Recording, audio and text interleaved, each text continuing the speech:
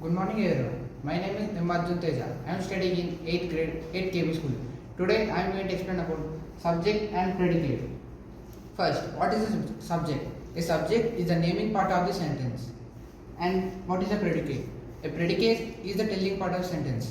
Example: the rabbit ate the carrot. In this sentence, the rabbit is a subject, ate the carrot is a predicate. Some more examples of subject and predicate. The sun rises in the east. In this sentence, the sun is subject, rises in the east is predicate. The baby were crying. In this, the baby is a subject, were crying is predicate. Ram against the wall stood. In this sentence, Ram is subject, against the wall stood is predicate. A flower pot on the table kept. A flower pot is a subject, on the table kept is a predicate. Thank you.